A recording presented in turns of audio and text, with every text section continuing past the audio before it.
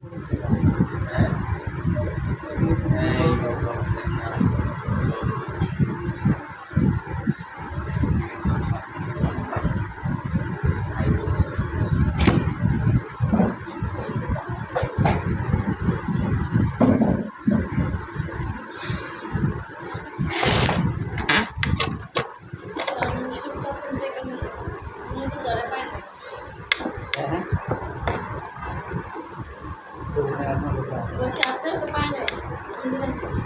আচ্ছা আচ্ছা, কি বলেন, আমি তো শাহবাগে 2-3 দিন গেছি।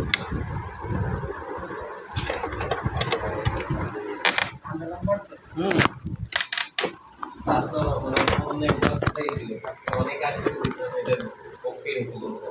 হ্যাঁ আমি তো ভাবছি এই এমন বেতনই কাটবে না, কিন্তু আপনি যখন এইটা নিয়ে পোস্ট করছিলেন, প্রথম পোস্ট তখন 12-13 জুলে এরকম হবে, হ্যাঁ হ্যাঁ, তখন একটা পোস্ট করছিলেন। তখন থেকে আন্দোলন জোরালো হয়েছে। আপনি তো তখন থেকেই ছিলেন দেখলাম আন্দোলন। হ্যাঁ, আচ্ছা তাহলে আমাদের ক্লাস আজকে হচ্ছে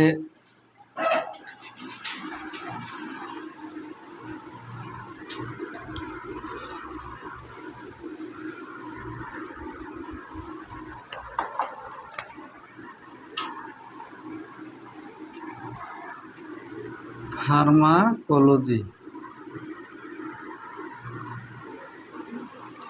ফার্মাকোলজি হলো ওষুধ বিজ্ঞান, ঠিক আছে।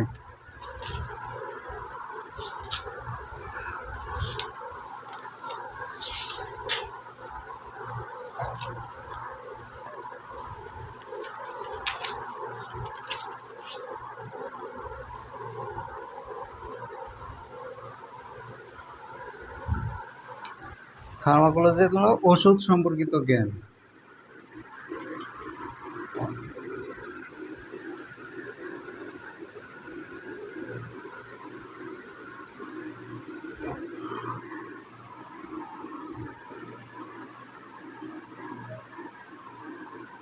ফার্মাকন মানে হলো ওষুধ,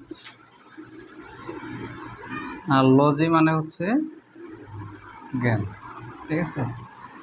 তাহলে ফার্মাকোলজি মানে হলো ওষুধ সম্পর্কিত জ্ঞান। তাহলে চিকিৎসা বিজ্ঞানের যে শাখায়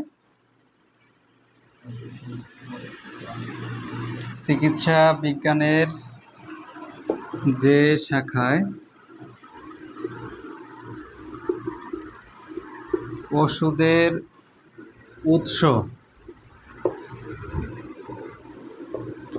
প্রস্তুত প্রণালী,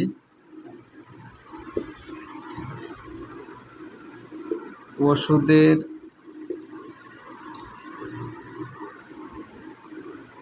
প্রস্তুত প্রণালী, ওষুধের পার্শ্ব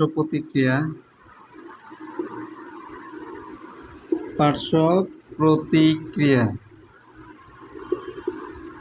নির্দেশনা, প্রতিনির্দেশনা,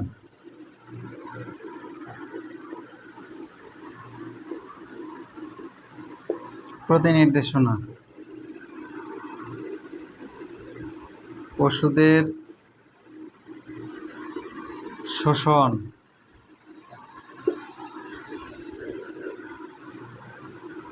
ওষুধের বিতরণ, সংরক্ষণ নিয়ে আলোচনা করা হয়, তাকে ফার্মাকোলজি বলে।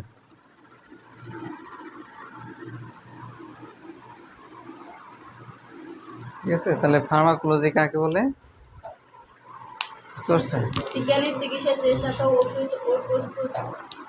ওষুধের প্রস্তুত প্রণালী, ওষুধের পার্শ্ব প্রতিক্রিয়া, নির্দেশনা, প্রতিনির্দেশনা নিয়ে আলোচনা করা হয়, তাকে ফার্মাকোলজি বলে। ঠিক আছে, তাহলে এখানে আমরা শিখবো হলো ওষুধের ব্যবহার, ওষুধের কোন ক্ষেত্রে ব্যবহার করা যাবে না, ঠিক ঠিক আছে। এখানে দেখেন ওষুধের প্রস্তুত প্রণালী মূলত এটা হলো ফার্মাসিউটিক্যাল কোম্পানিগুলোর কাজ, ঠিক আছে। তারপর ওষুধের পার্শ্ব প্রতিক্রিয়াকে বলা হয় সাইড এফেক্ট। তারপর নির্দেশনাকে বলা হয় ইন্ডিকেশন, ইংলিশে বলা হয় ইন্ডিকেশন।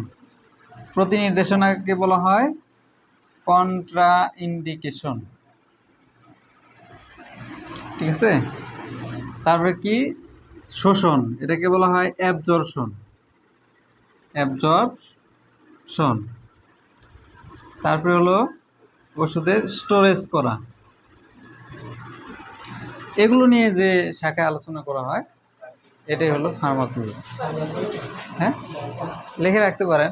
সাইড এফেক্ট মানে হলো পার্শ্ব প্রতিক্রিয়া, একটা ওষুধ খাওয়ার পরে যে পার্শ্ব প্রতিক্রিয়াগুলো হয়। তারপরে ইন্ডিকেশন মানে হলো নির্দেশনা, ঠিক আছে। একটা ওষুধ খাওয়ার জন্য কি কি নির্দেশনা আছে, প্রেশারের ওষুধ কোন কোন ক্ষেত্রে প্রেশারের রোগ ছাড়াও ব্যবহার করতে হয়, ব্যথানাশক ওষুধ কোন ব্যথার ক্ষেত্রে দিতে হয়, ঠিক আছে। অ্যালার্জিজনিত যে ট্যাবলেটগুলো আছে কোনটার জন্য কি ওষুধ দিতে হবে, এগুলো আলাদা আলাদা কিছু ইন্ডিকেশন আছে।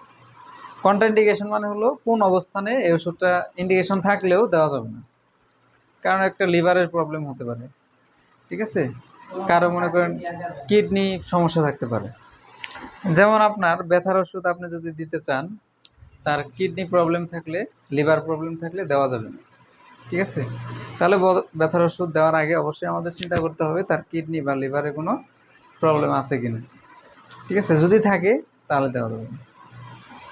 অ্যাবজর্পশন মানে হলো একটা ওষুধ খাওয়ার পরে কীভাবে শোষণ হয়, এটাকে বলা হয় অ্যাবজর্পশন, ঠিক আছে। আর স্টোরেজ মানে হলো ওষুধ কত টেম্পারেচারে রাখতে হবে, কোনটা ফ্রিজে রাখতে হবে, কোনটা এমনিতে রাখতে হবে, ফাঁকা জায়গায় রাখতে হবে, এগুলো নিয়ে আলোচনা করা হচ্ছে এই ফার্মাকোলজিতে, ঠিক আছে।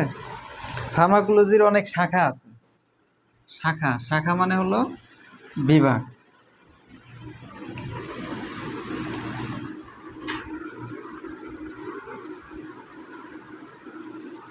এই বিভাগগুলোর মধ্যে একটা আছে হলো আপনার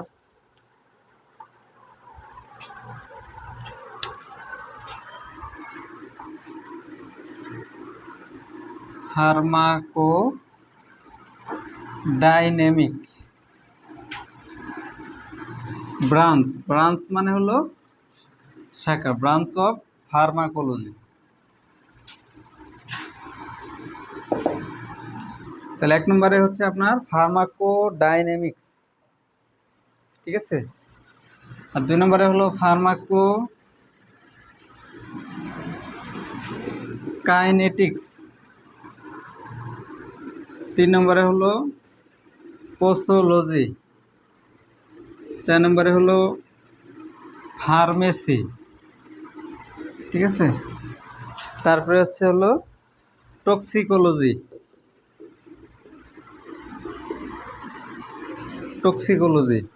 ঠিক আছে। তারপরে হচ্ছে আপনার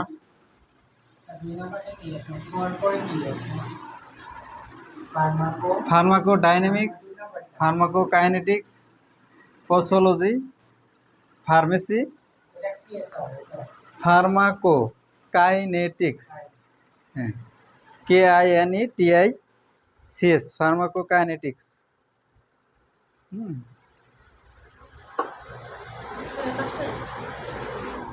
আরও আছে, ঠিক আছে। আপনি এই 5টা মনে রাখলে হবে।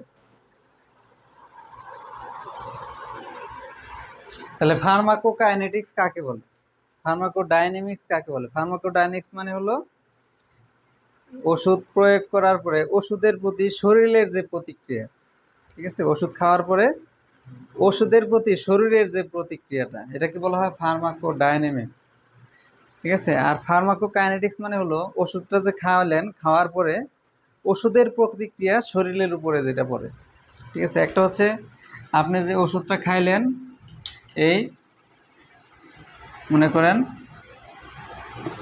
ওষুধের প্রতি শরীরের প্রতিক্রিয়া, ঠিক আছে। আর শরীরের প্রতি বিপরীত, বুঝতে পারছেন? শরীরের প্রতি ওষুধের প্রতিক্রিয়া, ঠিক আছে? মানে কি ওষুধের প্রতি শরীরের প্রতিক্রিয়া? ইয়েস। আমি সেটা খাইলাম, হ্যাঁ, তারপর শরীর এটা কিভাবে নেবে, কিভাবে কিভাবে অ্যাবজর্পশন করবে, কিভাবে ডাইজেশন করবে, পরেরটা আর ওষুধটা কিভাবে কাজ করবে, শরীরের সাথে। ঠিক আছে? এটা তাহলে একটা হচ্ছে আপনার শরীরে ওষুধ খাওয়ার পরে ওষুধের প্রতি শরীরে কি কি প্রতিক্রিয়া হয়, ঠিক আছে? এটা হলো ফার্মাকোডাইনামিক্স। আর ফার্মাকোকাইনেটিক্স মানে হলো শরীরের প্রতি ওষুধের যে প্রতিক্রিয়া, ঠিক আছে? সাপোজ মনে করেন আপনি একটা ওষুধ খাইলেন, কোথায় খাইলেন? মুখ দিয়ে খাইলেন, খাইলে গেল কোথায়? স্টোমাকে গেল, তারপরে গেল কোথায়? লিভারে গেল, লিভার থেকে সেটা যায় হচ্ছে হাড়ে যায়, ঠিক আছে? হাড় থেকে সেলের ভিতরে যায়। মনে করেন আপনি যে চিত্র আর্ট করলাম, এখানে আপনি মুখ দিয়ে খাইলেন, খাওয়ার পরে এই ওষুধটা ভিতরে ঢুকলো, স্টোমাকের ভিতরে গেল, ঠিক আছে? যাওয়ার পরে এটা কি করতেছে? ওষুধটাকে শরীর কি করতেছে? এটাকে ভেঙে দিচ্ছে, ঠিক আছে? তারপরে ওষুধ ভেঙে যাওয়ার পরে সেই ওষুধটা একদম তরলে পরিণত হচ্ছে, এটা ইন্টেস্টাইনে আসতেছে, ইন্টেস্টাইন থেকে সেটা আবার লিভারে যাচ্ছে, ঠিক আছে? লিভার থেকে সেটা রক্তের মাধ্যমে আবার হাড়ে যাচ্ছে, হাড় থেকে তার যে জায়গাটায় সমস্যাটা সেই জায়গাটায় ওষুধটা চলে যাচ্ছে, ঠিক আছে? এটা কে করতেছে? শরীর করতেছে, ঠিক আছে? শরীর করতেছে না?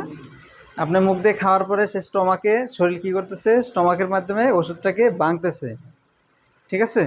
আবার সেই ওষুধটা যখন গুঁড়া গুঁড়া হয়ে যাচ্ছে, যখন সেটা তরল হচ্ছে, সেই ওষুধটা আবার ব্লাড ভেসেল দিয়ে রক্তের মাধ্যমে সেটা লিভারে যাচ্ছে, নিচ্ছে কি? শরীর নিচ্ছে, তাই না? লিভার থেকে আবার হাড়ে যাচ্ছে, হাড় থেকে আবার সেলের ভিতরে যাচ্ছে। এটা কে নিচ্ছে? শরীর কিন্তু নিচ্ছে, সার্কুলেশনের মাধ্যমে, একটা ব্লাড সার্কুলেশনের মাধ্যমে ওষুধটা ডিস্ট্রিবিউশন হচ্ছে। তাহলে ওষুধের প্রতি শরীরের এই প্রতিক্রিয়াটা, এক নম্বরে কী হবে? ওষুধটা খাওয়ার পরে ডাইজেশন হবে, ডাইজেশন হওয়ার পরে সেই ওষুধটা অ্যাবজর্পশন হবে, ডাইজেশন হওয়ার পরে অ্যাবজর্পশন মানে হলো এখানে যে ডাইজেশন হলো, ডাইজেশন মিন্স মানে হলো খাদ্যটাকে জটিল খাদ্য থেকে মানে হলো সরল খাদ্য রূপান্তরিত করা। ডাইজেশন মানে হলো জটিল খাদ্য থেকে সরল খাদ্যে রূপান্তর করে, তাই হলো ডাইজেশন। তার মানে একটা বস্তু কঠিন অবস্থানে আছে, খুব শক্ত অবস্থানে আছে, অনেক একটা অ্যামাউন্টে আছে, সেটা সরল ফর্মে নিয়ে আসা, ছোটো একটা ফর্মে নিয়ে আসা, এটাই হলো ডাইজেশন। তাহলে ওষুধটা ছিল একটা কঠিন একটা সলিড পদার্থ, একটা ট্যাবলেট, কি শক্ত থাকে না? সেটা যখন স্টমাকে যায়, স্টমাকে হাইড্রোক্লোরিক অ্যাসিডের সাথে সেটা মিশে, গ্যাস্ট্রিক জুইসের সাথে মেশার পরে সেটা কি হয়? ইন্টেস্টাইনে আসে, ডিউডেনামে আসে, আসার পরে সেটা তরল হয়ে যায়। তাহলে এই যে প্রক্রিয়াটা, এটা হলো ডাইজেশন। যখন তরল হয়ে যায় সেটা আবার ইন্টেস্টাইন থেকে এই ব্লাড ভেসেলের ভিতরে আসে। মনে করেন এটা হচ্ছে একটা ইন্টেস্টাইনের দেওয়াল, ঠিক আছে? এটা হচ্ছে একটা ইন্টেস্টাইনের দেওয়াল, এর এখানে আছে হলো ব্লাড ভেসেল, এটা হলো রক্তনালী। এই যে এখানে ওষুধটা আছে, এই ওষুধটা সরাসরি রক্তে পৌঁছাতে পারে না, এটা একটা মেকানিজমের মাধ্যমে এটা পৌঁছায়। অর্থাৎ এখানে যে ওষুধটা আসে ব্লাড ভেসেলের মাধ্যমে সেটা অ্যাবজর্পশন হয়, শোষণ হয়, শোষণ প্রক্রিয়ার মাধ্যমে ওষুধটা ডিউডেনাম থেকে ব্লাড ভেসেল আসে। ব্লাড ভেসেল কী করে? সেই রক্তটাকে সেই রক্তের মাধ্যমে সেটা লিভারে নিয়ে যায়, ঠিক আছে? এই যে আপনার ইন্টেস্টাইন থেকে রক্তের মাধ্যমে ওষুধটা লিভারে নিয়ে গেল, এটা হলো অ্যাবজর্পশন, ঠিক আছে? অ্যাবজর্পশন হওয়ার পরে সেটা লিভার থেকে প্রথমে লিভারে যাওয়ার পরে সেটা মেটাবলিজম হয়। এই লিভারটা হচ্ছে আমাদের মেটাবলিজমের একটা অর্গান, ঠিক আছে? Main organ. মানে ওষুধ খাওয়ার পরে সর্বপ্রথম ওষুধটা মেটাবলিজম হয় লিভারের ভিতরে। এজন্য সব ওষুধ দেওয়ার আগে দেখতে হয় যে তার লিভারের কোনো রোগ আছে কিনা, এটা হিস্ট্রি নেই আমরা, ঠিক আছে? মনে করেন আপনার কোনো একটা ওষুধ খাইছেন, খাওয়ার পরে মনে করেন এসিক্লোফেনাক, কী খাইছেন আপনি? এসিক্লোফেনাক, এটা একটা ব্যথার ওষুধ, এটাকে বলা হয় NSAID, non steroidal anti inflammatory drug, ব্যথানাশক ওষুধের এটা একটা গ্রুপ, ঠিক আছে? NSAID, এই গ্রুপের একাধারে 40-50টা ব্যথার ওষুধ আছে, ঠিক আছে? তার মধ্যে একটা ওষুধের নাম হলো এসিক্লোফেনাক, তারপরে আছে হলো ডাইক্লোফেনাক, নেপ্রোক্সেন, কিটোরোলাক, ইটোরিককজিব, সেলেককজিব, ঠিক আছে, তার ইন্ডোমিথাসিন, হ্যাঁ এগুলো হচ্ছে ওষুধের নাম। এগুলোর আবার আলাদা আলাদা অনেক কোম্পানি নাম আছে, ঠিক আছে। এনএসআইডি গ্রুপের এটা হলো non steroidal anti inflammatory drug, ব্যথানাশক ওষুধ আমরা এটাকে বলি। এই গ্রুপের মধ্যে যে ওষুধ আছে সবই ব্যথার ওষুধে কাজ করে। আচ্ছা স্যার, ওই যে ওইটা যে গ্রুপের নাম বলতে, গ্রুপের নাম সেটাই মনে করেন এই এই ওষুধে এটা হচ্ছে একটা, মনে করেন এটা একটা হলো ব্যথানাশক ওষুধ এনএসএআইডি, ঠিক আছে। এটার মধ্যে আছে হলো অ্যাসিক্লোফেনাক, আছে হলো ডাইক্লোফেনাক, ঠিক আছে, আছে হলো ন্যাপ্রোক্সেন, ন্যাপ্রোক্সেন। যেমন কোনো একটা ওষুধের গায়ে লেখা আছে হলো, যেমন ফ্লেক্সি হলো ওষুধের নাম, ঠিক আছে, তার নিচে ছোটো করে লেখা আছে হলো এই যে এটা এসিক্লোফেনাক। এই এসিক্লোফেনাকটা হলো জেনেরিক নেম, আর এই ফ্লেক্সিটা হলো ব্র্যান্ড নেম, ঠিক আছে। ওইটাই হচ্ছে গ্রুপ নাম। হ্যাঁ, না ওই যে এই যে এসিক্লোফেনাক এটা হলো গ্রুপ নেম, ঠিক আছে, বা জেনেরিক নেম। গ্রুপ নেম তো এনএসআইডি, কিন্তু এটা হলো জেনেরিক নেম, ঠিক আছে। একটা ওষুধের তিনটা নাম থাকে, একটা হলো গ্রুপ নেম, গ্রুপ নেমটা এটা সাধারণত সব ওষুধে থাকে না, ঠিক আছে। আরেকটা হলো কি জেনেরিক নেম, ঠিক আছে, আরেকটা হলো কি brand name. Generic name and brand name দুটাই থাকে ওষুধের গায়ে। এই জেনেরিক নেমটা থাকে ছোটো করে, যেমন এই ফ্লেক্সি এটা হচ্ছে ব্র্যান্ড নেম বা কোম্পানি নাম। এটা নিচে লেখা আছে কি ছোটো করে লেখা আছে হলো এসিক্লোফেনাক, ঠিক আছে। এখানে ফ্লেক্সি 100 মিলিগ্রাম লেখা আছে, এখানেও এসিক্লোফেনাক 100 মিলিগ্রাম লেখা আছে। এই এসিক্লোফেনাকটাই হলো জেনেরিক নেম, মানে ব্যথার ওষুধ। এটা ব্র্যান্ড নেম। এটা হলো ব্র্যান্ড নেম, এটা স্কোয়ার কোম্পানি এই ফ্লেক্সি নামে এটা তৈরি করছে, ঠিক আছে। মারবেন, ঠিক আছে, তারপরে একলো, এরকম অনেক কোম্পানি আছে, ঠিক আছে। মেনলি এটার কাজ হচ্ছে ব্যথার ওষুধ, ঠিক আছে। এটা যে ব্যথার ওষুধ আপনি কীভাবে চিনবেন, এই যে এই নাম দেখে চিনতে হবে, ঠিক আছে, কিন্তু স্যার যেগুলো ব্র্যান্ড বুকিং ওই ওটা দেখে এটা দেখে চিনতে হবে। এই জন্য আপনার আমাদের এই গ্রুপ নেমের এই জেনেরিক নামগুলো শিখতে হবে, এসিক্লোফেনাক, ডাইক্লোফেনাক, ঠিক আছে। এগুলো যদি মুখস্থ থাকে তাহলে আপনি, দেখে বুঝতে পারবে এটা কি ওষুধ। হ্যাঁ আপনি বলতে পারবেন, এবং এই লেখা দিলে বুঝতে পারবেন এটা ব্যথার ওষুধ। যে কোম্পানি থাক, সব কোম্পানির নাম তো আপনি মুখস্থ করতে পারবেন না, পারবেন, সেটাই। তাহলে আমাদের এই নামগুলো মুখস্থ করতে হবে। এই নামগুলো কোথায় পাবো? আছে, লিখে দেবো, আমরা পড়াবো, ঠিক আছে। আমরা যখন ওইটাতে যাব তখন আমরা পড়াবো। আমরা একটা ইন্ট্রোডাকশন শুরু করছি ফার্মাকোলজি, স্যার এটা ঠিক কি আছে। আমাদের ইয়েতে আছে? হ্যাঁ বই আছে, বই আছে, হ্যাঁ আমাদের anatomy ক্লাস শেষ। অ্যানাটমি শেষ, এখন ওইটা চলতেছে। ফার্মাকোলজি চলতেছে, এবং এটা মেইন একটা সাবজেক্ট, ঠিক আছে। অ্যানাটমি ফিজিওলজির পরেই যে সাবজেক্টটা গুরুত্বপূর্ণ সাবজেক্ট সেটা হলো প্যাথোলজি অ্যান্ড ফার্মাকোলজি, ঠিক আছে। এর সাথে প্যাথোলজিও আছে, ঠিক আছে। এই ফার্মাকোলজি শেখা মানে হলো 50% চিকিৎসা আপনি দিতে পারবেন। এই ক্লাস স্যার করাইতেছে কতদিন করাইছে? ফার্মাকোলজি এটা 2 মাস মিনিমাম, ম্যাক্সিমাম 3 মাস। হ্যাঁ, কতটা ক্লাস করাইছে স্যার? এটা কেবল তো আপনাদের গ্রুপে দিছিলাম, এটা কিছু ভিডিও দিছিলাম, কিন্তু আজকে প্রথম ক্লাস এটা। তাহলে তো স্যার আমি পাইতেছি। হ্যাঁ, গ্রুপে কিছু ক্লাস দিছিলাম ওটা দেখার জন্য, মানে হলো এর আগে যে ক্লাস হয়েছে এগুলো রিভিউ ক্লাস দিছিলাম আপনাদের, ঠিক আছে। কিন্তু মেইন ক্লাস শুরু করছে আজকে থেকে, শনিবারে শুক্রবারে এই ক্লাসই হবে, ধারাবাহিকভাবে এই ক্লাসগুলো চলতে থাকে। তো আজকে আমরা শুরু করছি হলো ইন্ট্রোডাকশন থেকে, ফার্মাকোলজি কাকে বলে, ফার্মাকোলজির কী কী শাখা, মানে এই শাখায় কোন বিষয়টা নিয়ে আলোচনা করা। তাহলে ফার্মাকোডাইনামিক্স মানে হলো ওষুধের প্রতি শরীরের প্রতিক্রিয়া, ঠিক আছে। শরীর কী করতেছে দেখেন, আপনি একটা 100 মিলিগ্রামের ওষুধ খাচ্ছেন, সেই ওষুধটা যখন ডাইজেশন হওয়াকালীন সময়ে শরীর কী করে, এখান থেকে 30% ওষুধ সে কমায়া দেয়, ঠিক আছে। তাহলে কত থাকে এখানে, 70%, মানে হলো এটা লেস হয়ে যায়। স্যার কেন কমাইছে?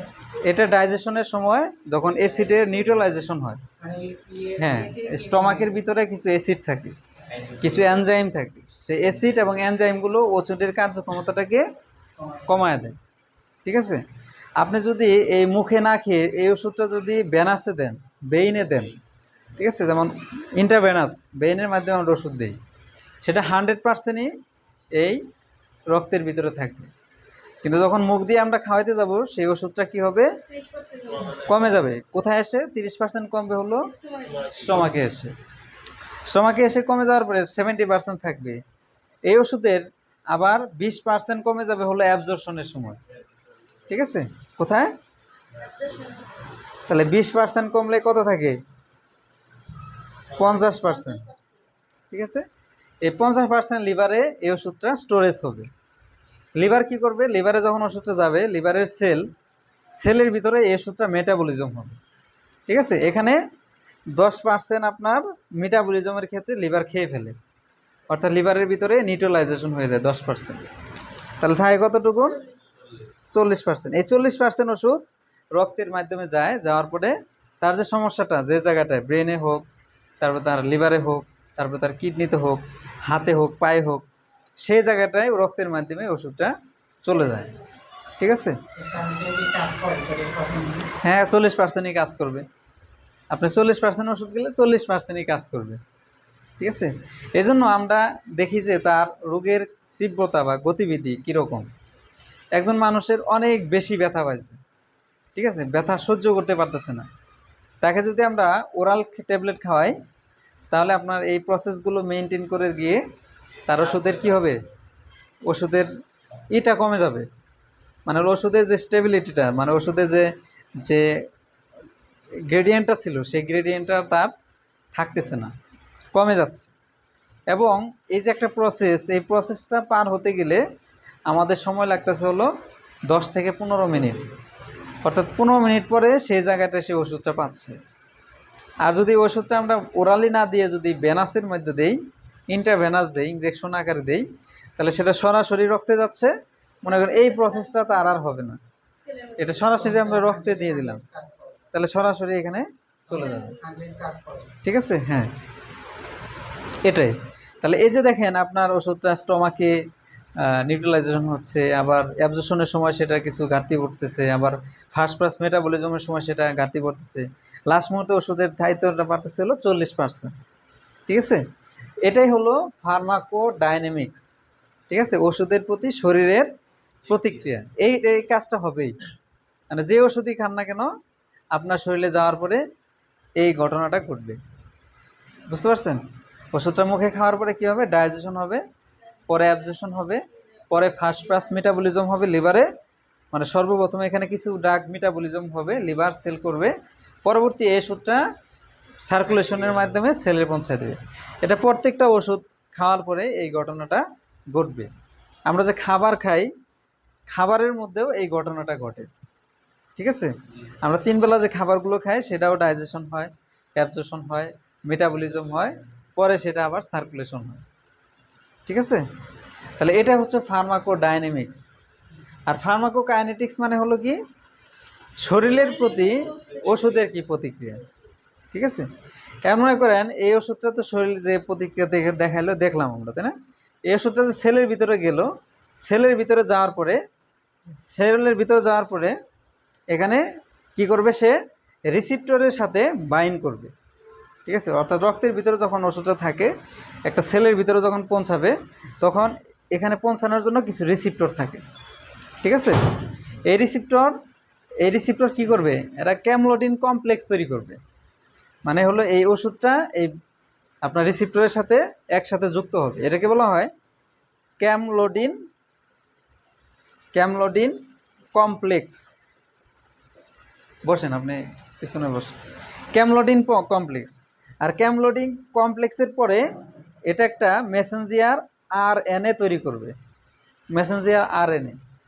মেসেঞ্জার আরএনএ তৈরি করার পরে সে কি করবে, এই ওষুধটা তার মেকানিজম শুরু করবে। ঠিক আছে, অর্থাৎ ওই সেলের ভিতরে সে ঢুকবে, ঢোকার পরে সে যে জন্য আসছে সেই কাজটা সে করবে। ঠিক আছে, ব্যথার ওষুধ খেলে ব্যথার কাজ করে, একটা অ্যান্টিবায়োটিক দিলে ওই সেলের ভিতরে যদি কোনো ব্যাকটেরিয়া থাকে সেটাকে মেরে ফেলে। ঠিক আছে, অর্থাৎ প্রত্যেকটা ওষুধের একটা নির্দিষ্ট কাজ আছে। ঠিক আছে, এই সেলের ভিতরে যদি অত্যাধিক ওয়াটার যদি অ্যাকুমুলেশন হয়, ঠিক আছে, মনে করেন আপনার অত্যাধিক পানি যদি জমা থাকে এই সেলের ভিতরে, এমন কিছু ড্রাগ আছে সেলের ভিতর থেকে পানিটাকে কি করবে, বের করে দিবে। এটাকে বলা হয় আপনার সেটা হচ্ছে ডাইউরেটিক্স। ওষুধ খাওয়ার পর হ্যাঁ, যদি এখানে কোনো রকম প্রবলেম থাকে পানিটাকে তখন বের করে দেবে। বের করে দেবে। এরকম কিছু ওষুধ আছে, যেমন হাত পা ফুলে গেলে, হাত পা ফুলে গেলে কি হয়, আমাদের একটা ডায়াবেটিক্স আছে, ঠিক আছে, ডায়াবেটিক্স গ্রুপের একটা ওষুধ আছে ফ্রুসিমাইড, স্পাইরোনোলেকটন, ঠিক আছে। এই ওষুধগুলো খেলে আপনার সেলের ভিতরে যদি পানি থাকে সেই পানিটা বের করে আবার সেই পানিগুলো রক্তের ভিতরে পৌঁছায় দেবে, রক্তের ভিতরে এসে সেটা কিডনিতে যাবে, কিডনি থেকে ওষুধটা আবার বের করে দিবে, মানে পানিটা বের করে দিবে। মানে যে ওষুধটা আমরা যে কারণে খাচ্ছি, মানে প্রেশারের ওষুধ আমরা কেন খাই, প্রেশার নিয়ন্ত্রণ করার জন্য খাই। ঠান্ডা লাগলে আমরা অ্যান্টিহিস্টামাইন খাই, ঠিক আছে, ব্যথা হলে ব্যথানাশক ওষুধ খাই, ঠিক আছে না, শরীরে যদি কোনো ইনফেকশন হয় ইনফেকশন প্রিভেন্ট করার জন্য ওষুধ খাই। যখন এই সেলের ভিতরে যখন আসে তখন এই সেলের রিসিপ্টর আর এই ওষুধ মিলে কী করে ক্যামলোডিন কমপ্লেক্স তৈরি করে। ক্যামলোডিন কমপ্লেক্স যখন তৈরি হয় তখন একটা মেসেঞ্জার আরএনএ তৈরি হয়, মানে হলো এটা একটা আরএনএ, যে আরএনএটা আমাদের সেলের ভিতরে যে জায়গাটা ইনফ্লামেশন আছে বা যে জায়গাটায় প্রদাহ আছে সেই জায়গাটায় একটা নির্দেশনা দেবে যে আমি এই কাজ করার জন্য আসছি। অর্থাৎ ওখানে যে নিউরনগুলো আছে, ওখানে যে নার্ভ সেলগুলো আছে, তখন তারা কি করবে, তার যে ইনফ্লামেশনটা হয়েছে সেটাকে প্রিভেন্ট করবে, ঠিক আছে, প্রিভেন্ট করে তার ব্যথা দূর করবে, ওখানে কোনো ব্যাকটেরিয়া থাকলে ব্যাকটেরিয়াকে মেরে ফেলবে, ঠিক আছে, এই কাজগুলো করবে। তাহলে এই যে কাজগুলো করতেছে এটা হলো আমাদের ফার্মাকোকাইনেটিক্স, ঠিক আছে, বুঝতে পারছেন। একটা হলো ওষুধের প্রতি শরীরের কি প্রতিক্রিয়া, আর হলো শরীরের প্রতি ওষুধের কি প্রতিক্রিয়া, এটা আমরা বুঝতে তো। আচ্ছা, তারপর আসলে পোসোলজি। পোসোলজি মানে হলো ডোজ নিয়ে আলোচনা করা, শিশু মনে হলো ডোজ নিয়ে আলোচনা করা। ডোজ মনে করেন আপনার অনেক রকমের ডোজ আছে, একটা আসলে ম্যাক্সিমাম ডোজ, আর আসলে মিনিমাম ডোজ, লেথাল ডোজ, ঠিক আছে, এগুলো হচ্ছে ডোজের নাম, ঠিক আছে। ম্যাক্সিমাম ডোজ, ম্যাক্সিমাম ডোজ, আর এটা হলো মিনিমাম ডোজ। আমাদের যখন জ্বর হয়, ঠিক আছে, আমরা কি করি, প্যারাসিটামল দিই, তাই না, নাপা দিই, এটা হলো একটা অ্যান্টিপাইরেটিক ড্রাগ, ঠিক আছে, অর্থাৎ এটা নেচার হলো জ্বর কমাবে এবং শরীরের ভিতরে যদি কোনো ব্যথা থাকে ব্যথাও কমাবে, ঠিক আছে, এটা হলো অ্যান্টিপাইরেটিক ড্রাগ। জ্বর যদি 103 ডিগ্রির উপরে থাকে তখন এই ওষুধটা আমরা 4 বেলা করে দিই, অর্থাৎ 6 ঘন্টা পর পর, ঠিক আছে, 4 বেলা করে দিই, ঠিক আছে। আবার দেখা যাচ্ছে জ্বর যখন কম থাকে 100 ডিগ্রি বা 101 ডিগ্রি তখন এই ওষুধটা আমরা 3 বেলা করে দিই, ঠিক আছে। এই যে আমরা 4 বেলা করে দিচ্ছি, 4 বেলা করে যদি দেই এটা হলো ম্যাক্সিমাম ডোজ, মানে এটা সর্বোচ্চ 4 বেলা দেওয়া যাবে, 6 ঘন্টা পর পর এটা দেওয়া যায়। আর যে 3 বেলা আমরা যখন দিই এটা হলো তার মিনিমাম ডোজ, এটা কখনো 2 বেলা দেওয়া যায় না, ঠিক আছে। আপনি যদি বলেন যে প্যারাসিটামলটা 2 বেলা খাবেন তাহলে এটা ডোজ মেনটেন হবে না। কারণ হলো কি, এই ওষুধটা যখন রক্তে যায়, রক্তে যাওয়ার পরে এটা 8 ঘন্টা পর্যন্ত স্থায়ী থাকে, 8 ঘন্টার বেশি ওষুধটা রক্তের ভিতরে থাকে না, পরে এটা নিউট্রালাইজেশন হয়ে যায়। অর্থাৎ এই ওষুধটা যতটুকুন কাজ করে, কাজ করার পরে যতটুকুনি থাকে সেটা আবার কিডনির মাধ্যমে বের করে দেয়। স্যার, এটা 2 বেলা দেওয়া যাবে না। না, আর কিন্তু স্যার 4 বেলা দিন যেটা বলছেন এটা যে 8 ঘন্টা হলে তো মনে করি এই প্যারাসিটামলটাই আমরা কন্ডিশন বেজে 4 বেলা দিচ্ছি আবার 3 বেলা দিচ্ছি, কিন্তু প্যারাসিটামলের অ্যাডভোকেট মানে হলো অ্যাকচুয়ালি ডোজ হলো দিনে 3 বার, দিনে 3 বার মানে হলো 8 ঘন্টা পর পর। আমরা 24 ঘন্টাকে যদি আমরা 24 ঘন্টাকে যদি 3 দ্বারা ভাগ করি তাহলে কত আসে, 3 8 24, মানে 24 দিনে 24 ঘন্টা সময় একদিন, ঠিক আছে, তাহলে 8 ঘন্টা আসে, 8 ঘন্টা, তার মানে 8 ঘন্টা পর পর এই প্যারাসিটামলটা দিতে হবে। অর্থাৎ 8 ঘন্টা এই রক্তের ভিতরে এই ওষুধটা থাকে, ঠিক আছে, এই মেকানিজমের পরে রক্তের ভিতরে যখন যায় এই ওষুধের রক্তের ভিতরে 8 ঘন্টা থাকে, ঠিক আছে। আবার আমরা যখন 4 বেলা দেই তখন আমরা কি 6 ঘন্টা পর পর দিচ্ছি, তার মানে 8 ঘন্টা আগে 6 ঘন্টা হওয়ার সাথে সাথে আমরা দিচ্ছি, ঠিক আছে, ওষুধের মাত্রাটা রক্তের ভিতরে আমরা বাড়ায় দিচ্ছি, কেন, তার জ্বরটাকে কমানোর জন্য। তাহলে এই যে আমরা একবার দিচ্ছি 4 বেলা, আরেকবার দিচ্ছি 3 বেলা, কেন দিচ্ছি, সেটা হলো রোগটাকে প্রিভেন্ট করার জন্য, অর্থাৎ জ্বরটাকে কমানোর জন্য। তাহলে একটা হলো ম্যাক্সিমাম ডোজ আর একটা হলো কি মিনিমাম ডোজ। যখন আমরা কম ডোজে দেই সেটা হলো মিনিমাম, সর্বনিম্ন ডোজ, তার কমে আমরা দিতে পারি না।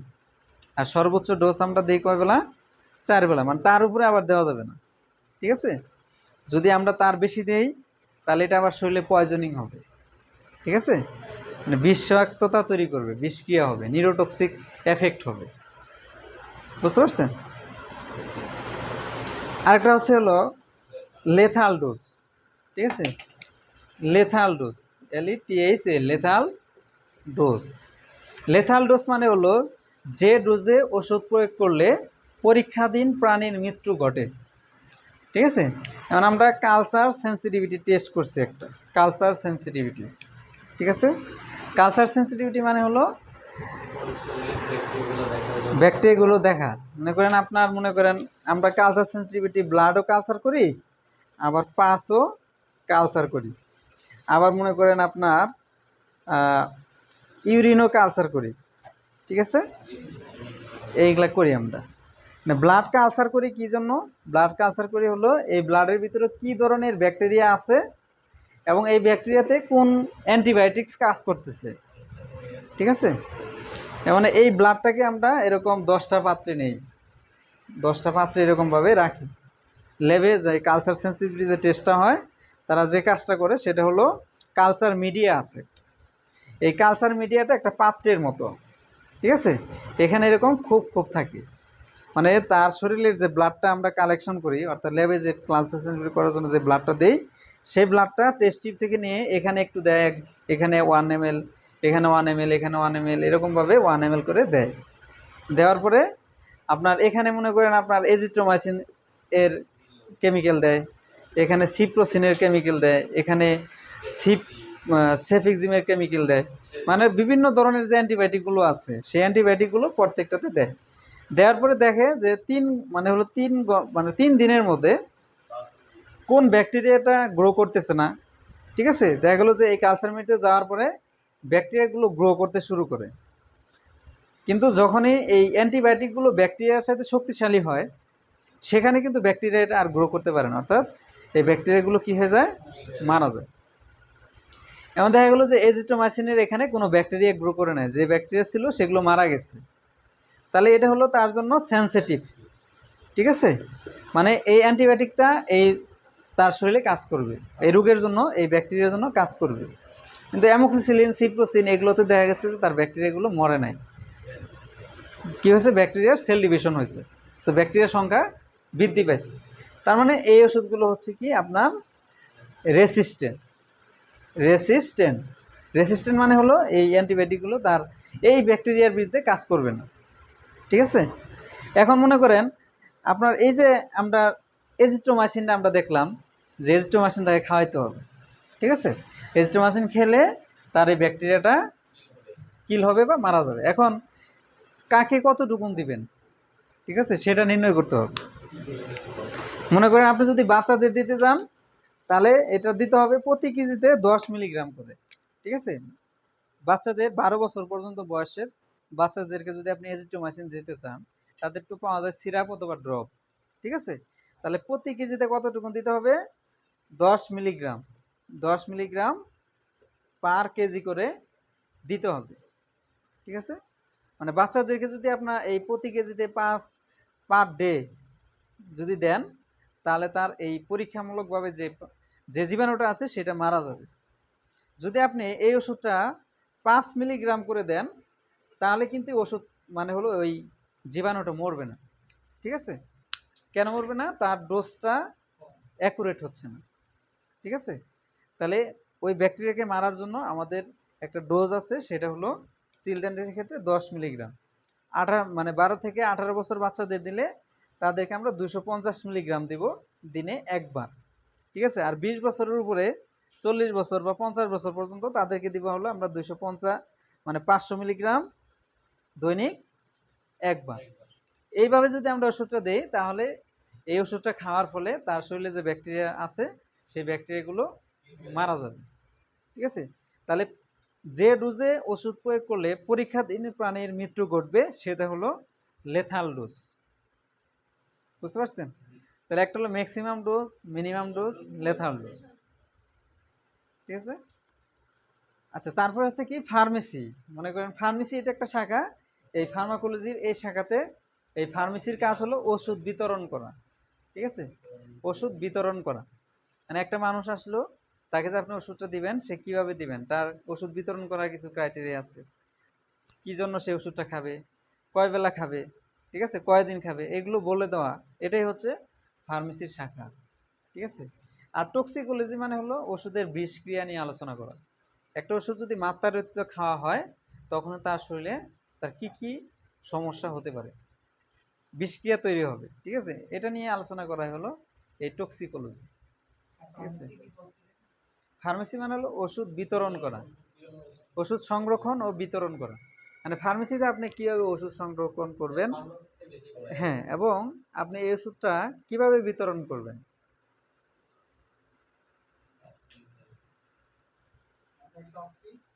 টক্সিকোলজি মানে হলো ওষুধের বিষক্রিয়া নিয়ে আলোচনা করা, এটা হলো টক্সিকোলজি।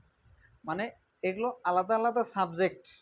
মনে করেন ফার্মাকোলজি যেরকম একটা সাবজেক্ট, এগুলো প্রত্যেকটা আলাদা আলাদা সাবজেক্ট। যারা বিশেষ করে বিফার্ম করে, বিএসসি ইন ফার্মাকোলজি, ঠিক আছে, তাদের প্রত্যেকটা আলাদা আলাদা তারা।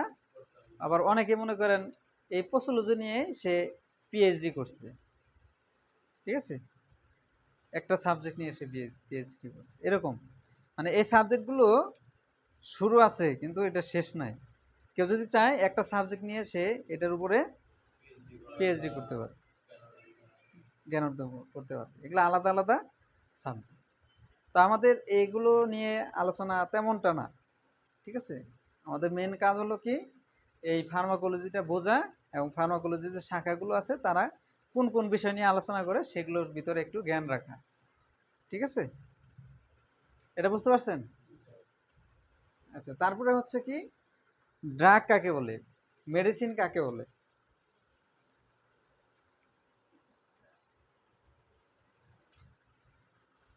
ড্রাগ এবং মেডিসিনের মধ্যে পার্থক্য কি?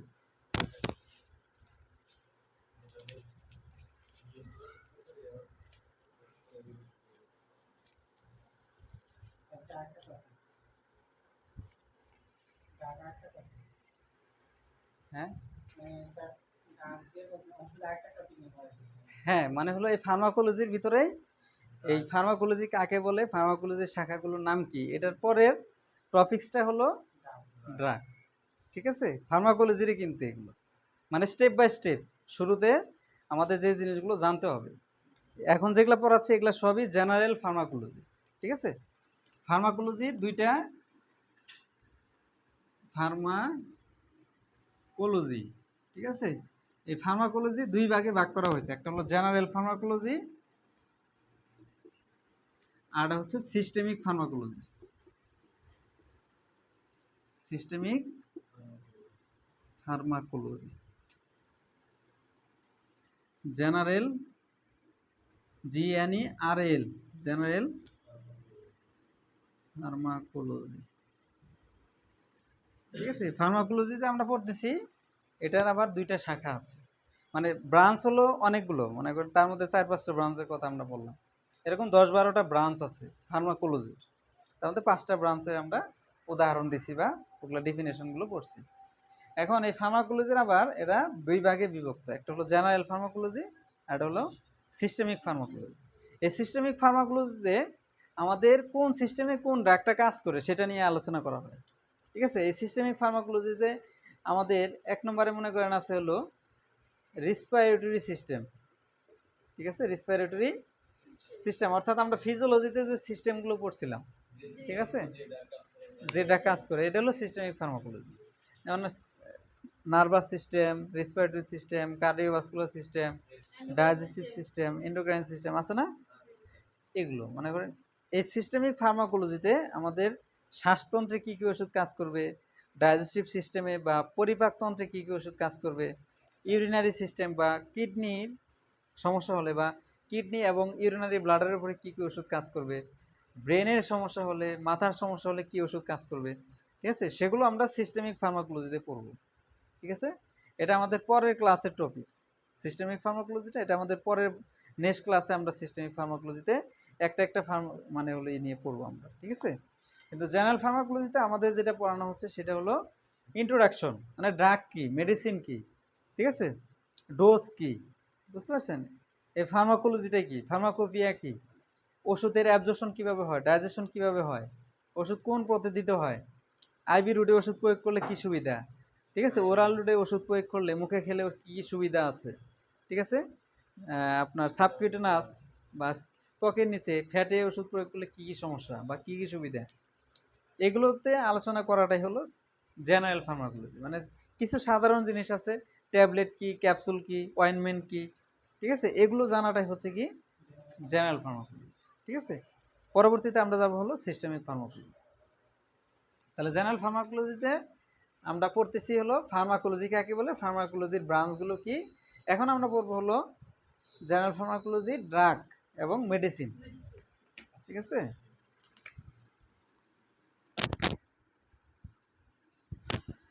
ড্রাগ কি এবং মেডিসিন কি।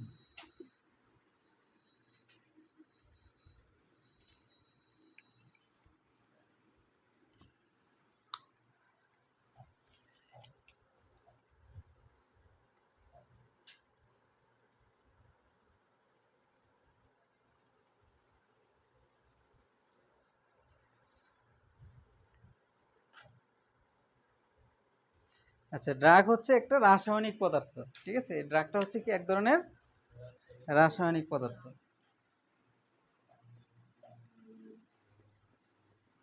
রাসায়নিক পদার্থ যাহা রোগ নির্ণয়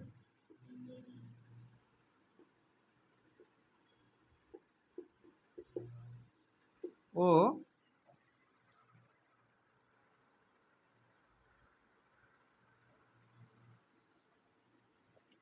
রোগের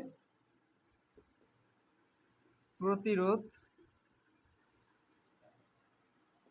করার জন্য ব্যবহার হয়। আর মেডিসিন হলো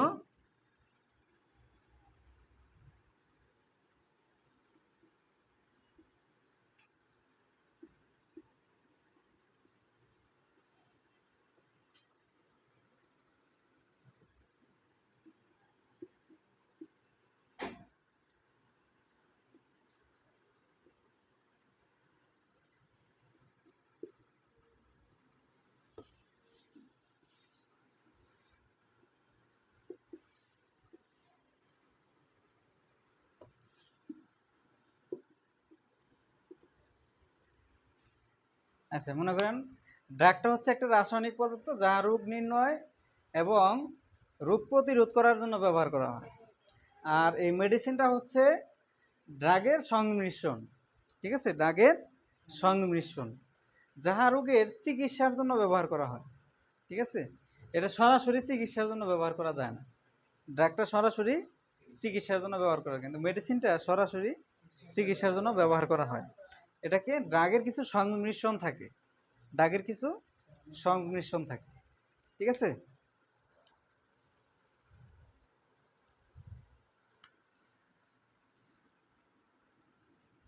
আচ্ছা, তারপরে হচ্ছে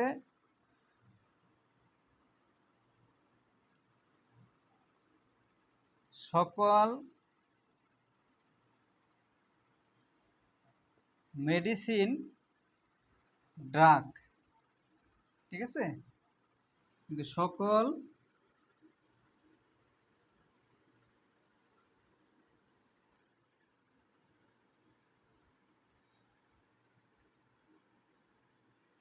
সকল ড্রাগই মেডিসিন, সকল মেডিসিন ড্রাগ নয়, ঠিক আছে। মনে করেন সকল ড্রাগ মানে পৃথিবীতে যত ড্রাগ আছে সবগুলো ড্রাগই হলো মানে হলো আপনার সবগুলো ড্রাগই মেডিসিন, ঠিক আছে, কিন্তু সকল মেডিসিনই কিন্তু ড্রাগ না, ঠিক আছে। মানে হলো ড্রাগগুলো থেকে মেডিসিনে রূপান্তর করা যায়, চিকিৎসার জন্য ব্যবহার করা হয়, কিন্তু কোনো মেডিসিন আবার এরকম আছে যেগুলো ড্রাগে রূপান্তর করা যায় না, এগুলো চিকিৎসার জন্য, রোগ নির্ণয়ের জন্য ব্যবহার করা যায় না, ঠিক আছে। এটা উদাহরণস্বরূপ যেমন এখানে আছে হলো এক্সাম্পল এসিটামিনোফেন, ঠিক আছে, এসিটামিনোফেন। আর এটা হচ্ছে কি প্যারাসিটামল, ঠিক আছে। এখানে হলো এসিটামিনোফেন আর এখানে হলো প্যারাসিটামল, ঠিক আছে।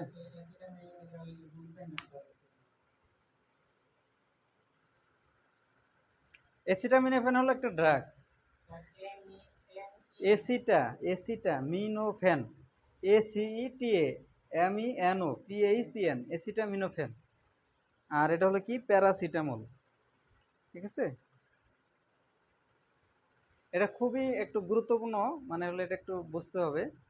বুঝতে পারছেন কিনা সেটা বললেন। মানে হচ্ছে এই ড্রাগটা হচ্ছে এক জাতীয় কেমিক্যাল যেটা সরাসরি সবসময় রোগের ক্ষেত্রে ইউজ করা যেতে পারে না। আর ওখান থেকে মেডিসিন তৈরি হয় গুড। এটা বিভিন্ন মিশ্রণে মেডিসিনটাকে তৈরি করা যেতে জি, পারে। আর যেটা মেডিসিন সেটা সরাসরি আমাদের মানব চিকিৎসার জন্য চিকিৎসার জন্য ওইভাবে ব্যবহার তৈরি করা হয়, হয়েছে। ঠিক আছে। সকল ড্রাগই মেডিসিন না, কিন্তু সকল মেডিসিনই ড্রাগ না। সকল ড্রাগই মেডিসিন, কিন্তু সকল মেডিসিনই ড্রাগ না, ঠিক আছে। যেমন আপনার হার্বাল কিছু প্রোডাক্ট আছে না, হার্বাল জিনিসপত্র পাওয়া যায়, সেগুলো কিন্তু ড্রাগ থেকে তৈরি করে না, সেগুলো ন্যাচারাল তৈরি করে, কিন্তু সেগুলো কিন্তু মেডিসিন, রোগের চিকিৎসার জন্য ব্যবহার করে, ঠিক আছে না। কিন্তু সেগুলো কিন্তু ড্রাগে কখনো রূপান্তর করা যায় না। হার্বাল জাতীয় আছে না, ন্যাচারাল ইনগ্রেডিয়েন্টস। হ্যাঁ, ন্যাচারাল যে ইনগ্রেডিয়েন্ট যেগুলো আছে এগুলো মেডিসিন, কিন্তু এগুলো ড্রাগে রূপান্তরিত হয় না।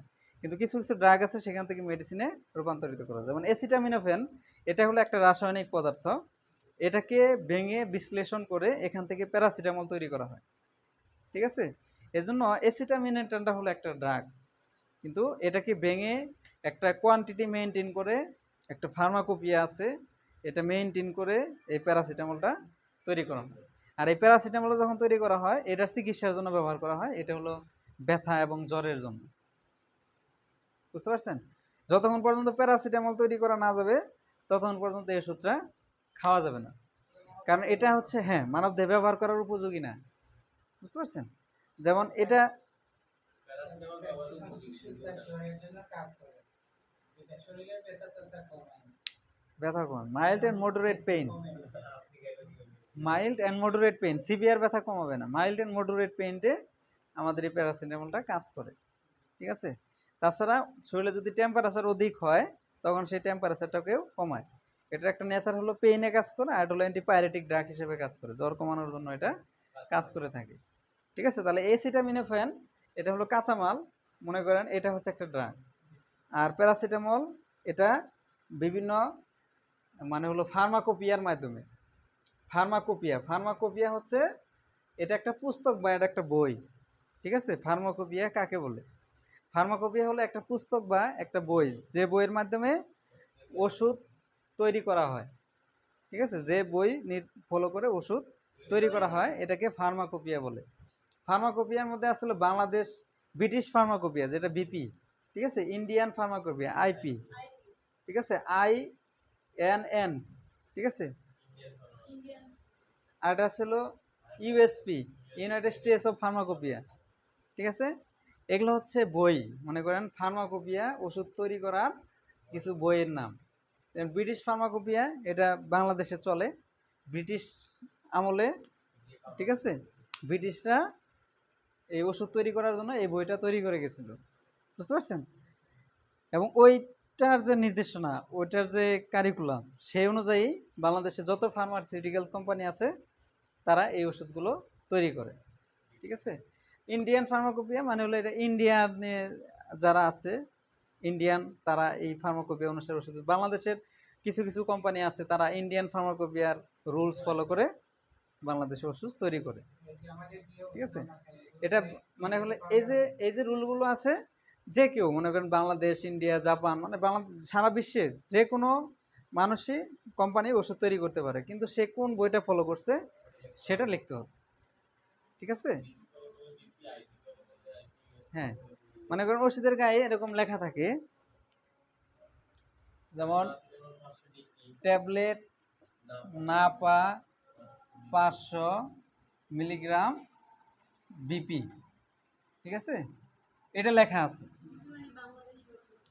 ব্রিটিশ ফার্মাকোপি। এখানে যদি আইপি লেখা থাকতো, এখানে যদি ইউএসপি লেখা থাকতো, ঠিক আছে, এখানে যদি আইএনএন লেখা থাকতো, ইউনাইটেড নেশন, এটা জানি কি একটা নাম ভুলে গেছি আমি, হ্যাঁ। তার মানে হলো এই নামের শেষে যেটা লেখা থাকবে ওই পুস্তক ব্যবহার করে এই ওষুধটা তৈরি করা হয়েছে, ঠিক আছে। বাংলাদেশের কোম্পানিগুলো এটাও ফলো করতে পারে, এটা ফলো করতে পারে, হ্যাঁ, যে কোনোটা ফলো করতে পারে, কিন্তু যেটা ফলো করবে সেটা সে এখানে লিখবে, ঠিক আছে। এখন মনে করেন কিছু কিছু ড্রাগ আছে আপনার ওই যে আলট্রাসোনোগ্রাম করার মানে হলো আপনার যখন সিটি স্ক্যান করা হয়, সিটি স্ক্যান করার আগে কন্ট্রাস্ট দেয়, কন্ট্রাস্ট, ঠিক আছে না, যে আপনার একটা কন্ট্রাস্ট লাগবে, একটা মেডিসিন লাগবে, একটা ইঞ্জেকশন লাগবে, সেই ইঞ্জেকশন দিয়ে আপনাকে এই সিটি স্ক্যানটা করানো হবে, ঠিক আছে, এমআরআইটা করতে হবে।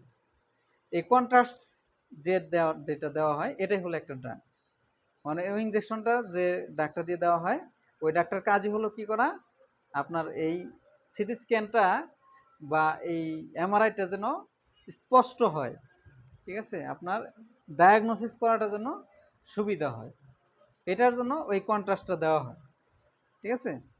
তাছাড়াও মনে করেন আপনার বিভিন্ন রকমের টেস্ট আছে, অর্থাৎ রোগ ডায়াগনোসিস করার জন্য কিছু কিছু ড্রাগ আছে, এগুলো মেডিসিন আকারে দেওয়া হয়, ঠিক আছে। কিন্তু সকল ড্রাগ কিন্তু আবার মেডিসিন আকারে ব্যবহার করা যায় না। যেমন মনে করেন আপনার জ্বরের জন্য যে একটা ট্যাবলেট খাচ্ছেন প্যারাসিটামল, ঠান্ডা কাশির জন্য খাচ্ছেন হলো নাপা, এই আপনার যে কি খাচ্ছেন অ্যান্টিহিস্টামিন, যেমন হলো হিস্টাসিন খাচ্ছেন, তাই না, রূপা খাচ্ছেন, ঠিক আছে।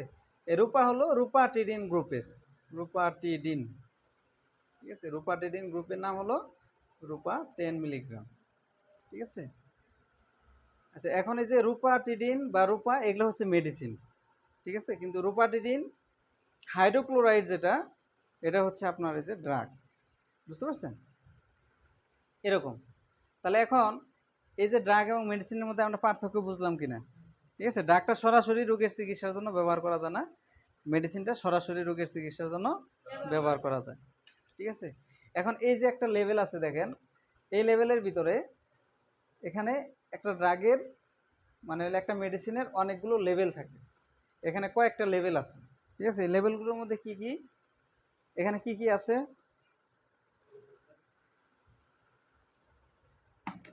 এই যে এটার নাম কি, এটা হচ্ছে, এটা কি, এটা হলো ব্র্যান্ড নেম, ঠিক আছে।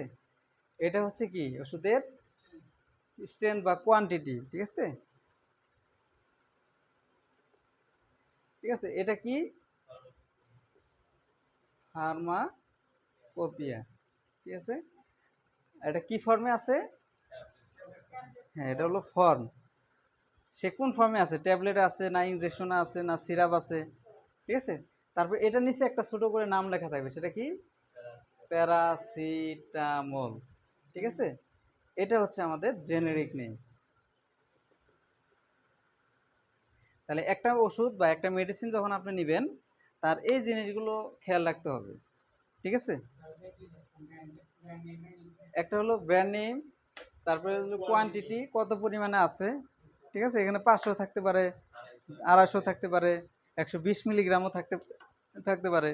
এবং সিরাপে 120 মিলিগ্রাম পাওয়া যায়, এই নাপা সিরাপে 120 মিলি, মনে করেন 1 চামচ সিরাপে থাকবে হলো 120 মিলিগ্রাম থাকবে, 1 চামচ সমান 5 ml, ঠিক আছে। কিন্তু নাপা থাকে কতটুকুন 120। কিন্তু মনে করেন আপনার যদি অন্য একটা জিনিস চিন্তা করেন, যেমন আছে হলো আপনার এজিথ্রোমাইসিন সিরাপ 1 চামচে 200 মিলিগ্রাম থাকে, ঠিক আছে।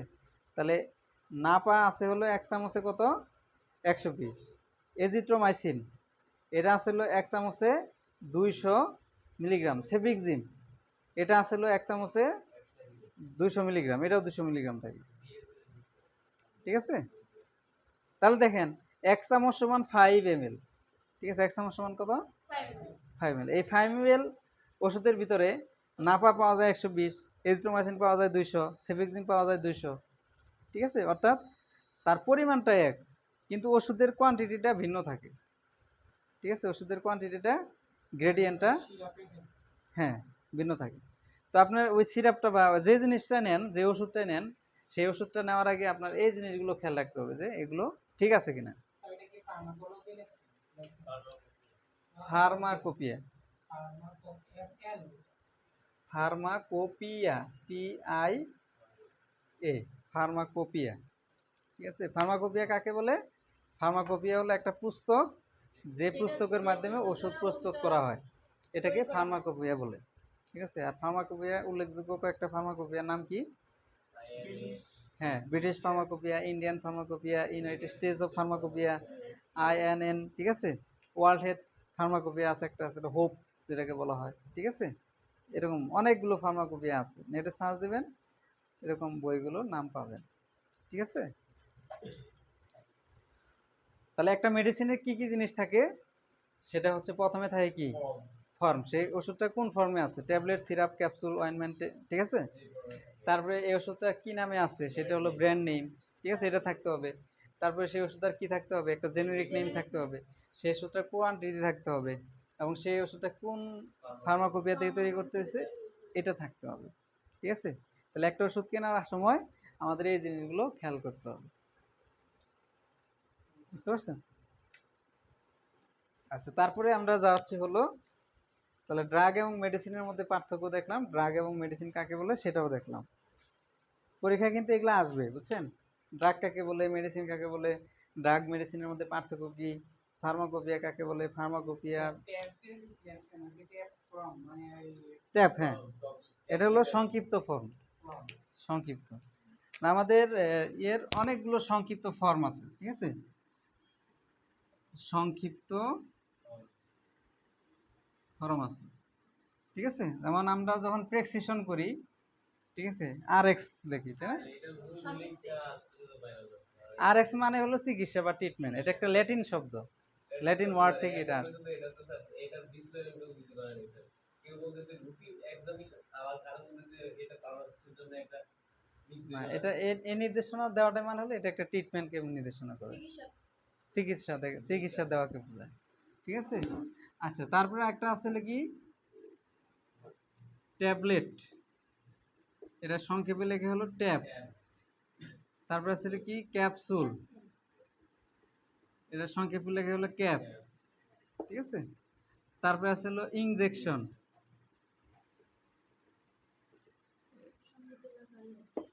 ইনজেকশন। ঠিক আছে, তারপরে আছে হলো কি ইনফিউশন, এটা হবে কি INF। ঠিক আছে, তারপরে আছে হলো ইন্ট্রামাসকিউলার, IM। ঠিক আছে, তারপরে আছে হলো ইন্ট্রাভেনাস, IV। তারপরে আছে হলো সাবকিউটেনাস,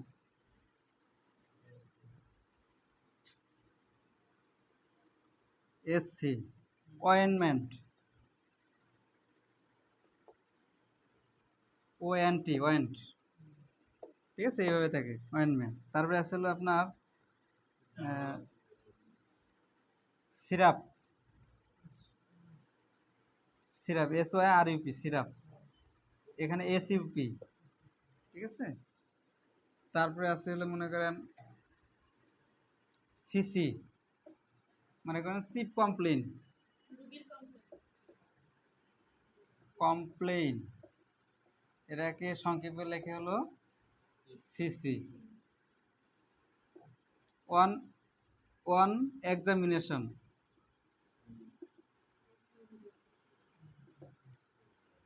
OE। ঠিক আছে, তারপরে হলো জেনারেল এক্সামিনেশন,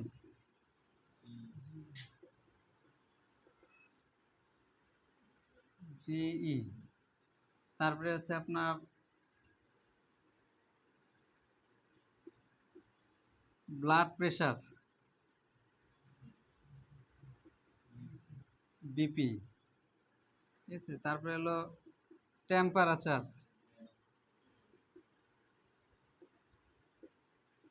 TMP লে। ঠিক আছে, টেম্পারেচার। তারপরে মনে করেন আপনার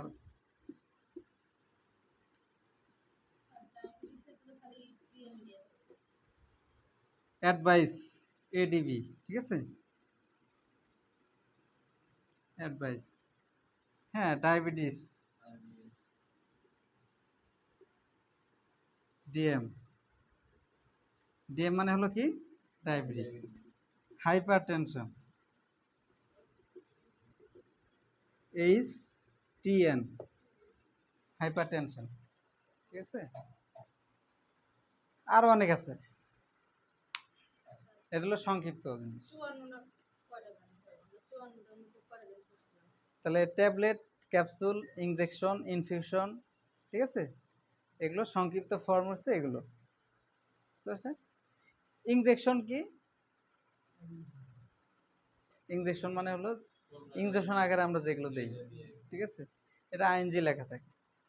ইনফিউশন মানে হলো, হ্যাঁ, 15 ml এর উপরে, 100 ml, 200 ml, 500 ml, 1000 ml যেগুলো দেই এগুলো ইনফিউশন, ঠিক আছে।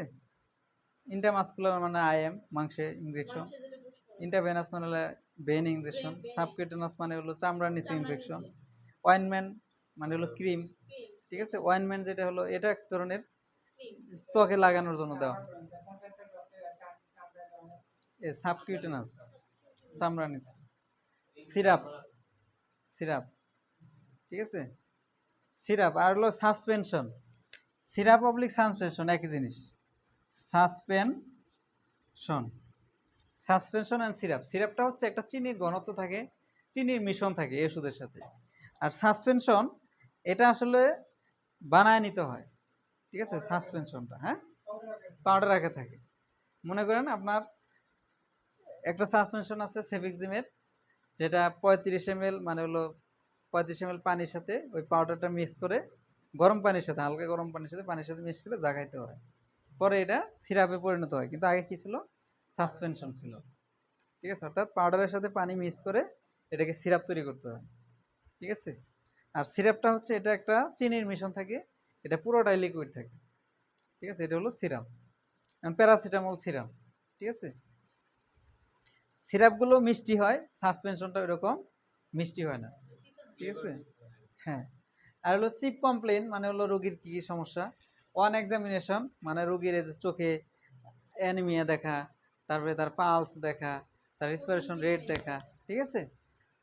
রোগীর শরীরে যে জিনিসগুলো দেখা হয় সমস্ত শরীরে ওয়ান এক্সামিনেশন করে সেটাকে বলা হয় ওই। জেনারেল এক্সামিনেশন মানে হলো আপনার সাধারণভাবে রোগীর যে জিনিসগুলো দেখা হয় সেটা হলো জেনারেল এক্সামিনেশন, ঠিক আছে। Blood pressure, temperature, advice, diabetes mellitus, hypertension, ঠিক আছে।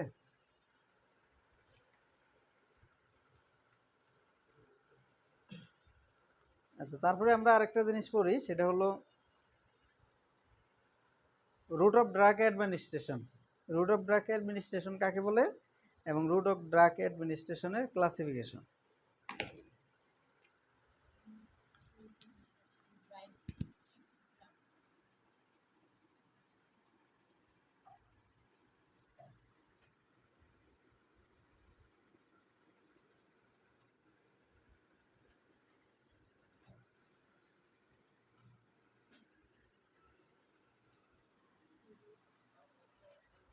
Root of drug administration, root মানে রাস্তা, ড্রাগ মানে ওষুধ, অ্যাডমিনিস্ট্রেশন মানে হলো প্রয়োগ, ঠিক আছে, অর্থাৎ ওষুধ প্রয়োগের রাস্তাসমূহ, ঠিক আছে। হ্যাঁ, যে রুটের বা যে রাস্তার মাধ্যমে শরীরে ওষুধ প্রয়োগ করা হয় সেটাকে রুট অফ ড্রাগ অ্যাডমিনিস্ট্রেশন বলে, ঠিক আছে। Classification of root of drug administration, ঠিক আছে, মানে শরীরে ওষুধ প্রয়োগ করার কি কি রাস্তা আছে, কোন কোন মাধ্যমে আমরা শরীরের ভিতরে ওষুধটা প্রয়োগ করতে পারি, ঠিক আছে। তার মধ্যে একটা রুট আছে, এটা হচ্ছে লোকাল রুট, লোকাল, ঠিক আছে। আর হচ্ছে কি সিস্টেম।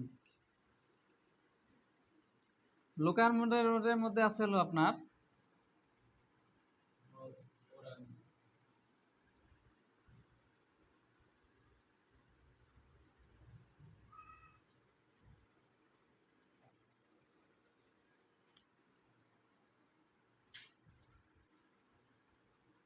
সিস্টেমিক, সিস্টেমিকের মধ্যে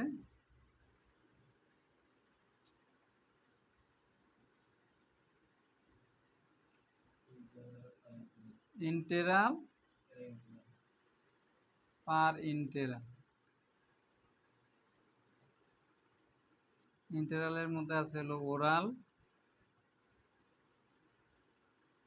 ওরাল, তারপরে আছে হলো পার রেক্টাল, তারপরে হচ্ছে আপনার ওরাল, পার রেক্টাল, সাবলিঙ্গুয়াল,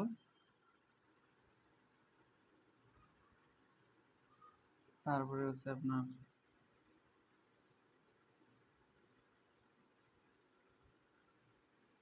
আর পার ইন্টারনালের মধ্যে আছে হলো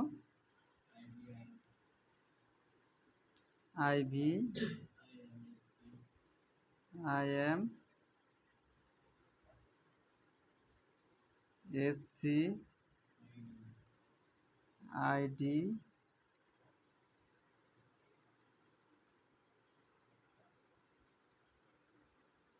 ইন্টাকার্ডিয়াক, ইন্টা আর্টিকুলার, ঠিক আছে। আর লোকাল রুটের মধ্যে আছে হলো টপিক্যাল, টপিক্যালের মধ্যে আছে হলো আপনার অয়েন্টমেন্ট, ক্রিম, লোশন, ঠিক আছে। আর হচ্ছে গেলে ইনহেলেশন।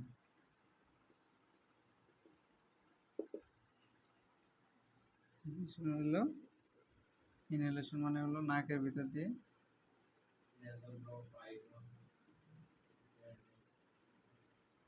টপিক্যাল, হ্যাঁ টপিক্যালের মধ্যে এই যেগুলা ইয়ার, ইয়ার, I, nose,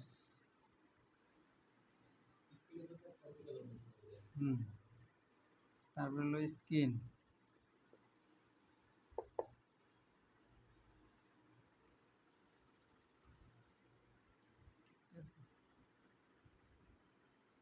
year drop, I drop,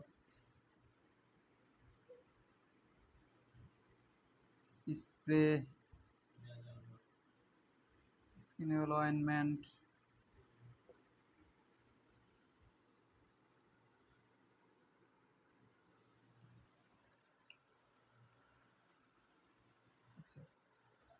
এটা উঠেছেন। এখন ওরাল রুটে আমরা দিই হলো ট্যাবলেট, ক্যাপসুল, সিরাপ। পার রেক্টালে দেই হলো সাপোজিটরি, সাবলিঙ্গুয়াল দেই হলো জিটিএন, গ্লিসারিন ট্রাইনাইট্রেট, ইনহেলার।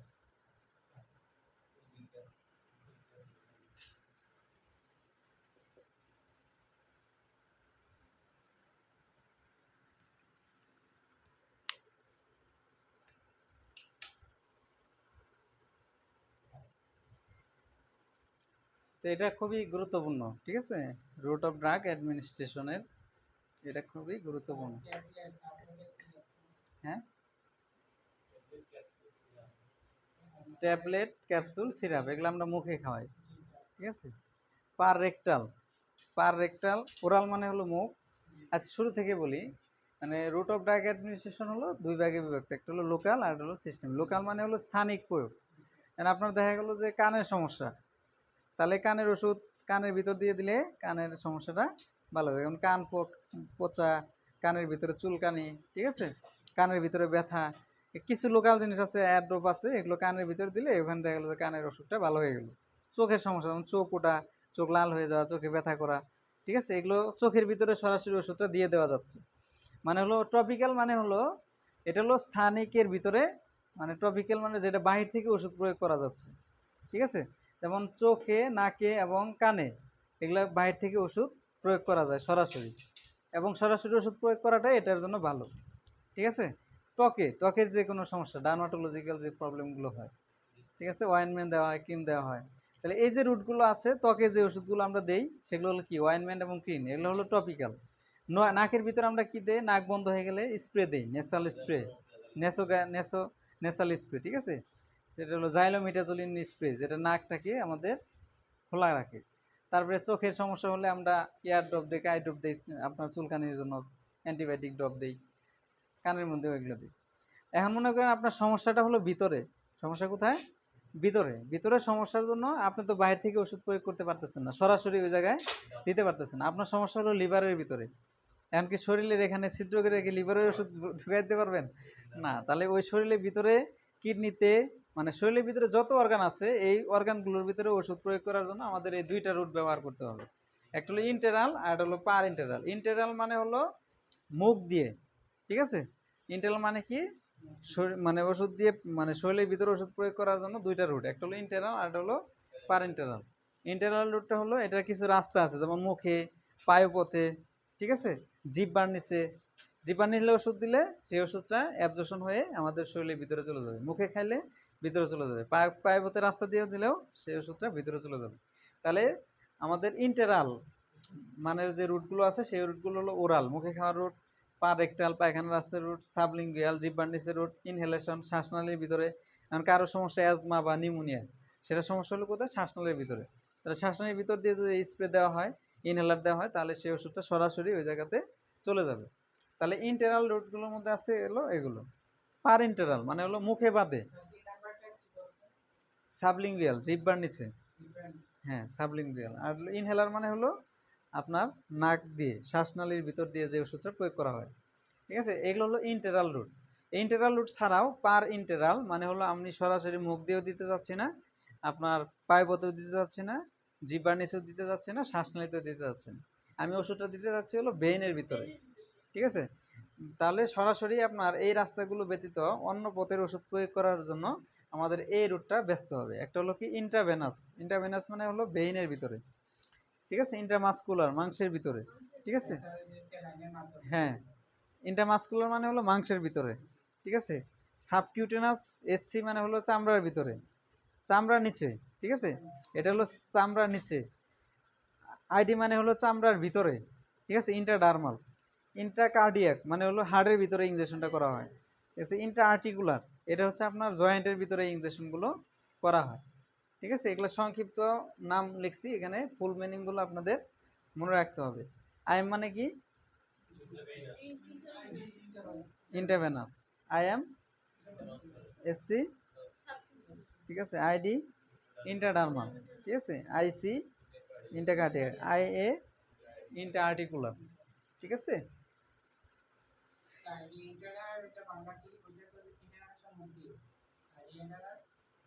এটা হলো পার ইন্টেরাল মানে হলো, আচ্ছা ইন্টেরাল এটার আরেকটা পূর্ণরূপ হচ্ছে, এটা হলো আপনার পাকস্থলীতে ওষুধ প্রয়োগ করার মাধ্যমে শরীরের বিভিন্ন জায়গায় এই ওষুধটা ছড়ায় যায়, এটা হলো ইন্টেরাল রুট। আপনি চাচ্ছেন যে পাকস্থলীতে ওষুধটা দিব না, এটা শরীরের ভিতরে যাবে কিন্তু সেটা অন্য একটা বস্তুতে যাবে, ঠিক আছে। যেমন এই রুটগুলো যদি আপনি ব্যবহার করেন তাহলে এই ওষুধটা কিন্তু আপনার পাকস্থলীতে যাচ্ছে না, ঠিক আছে। আপনি যদি শ্বাসনালীর ভিতর দিয়ে যান সেটা আপনার কোথায় যাবে, পাকস্থলীতে যাবে।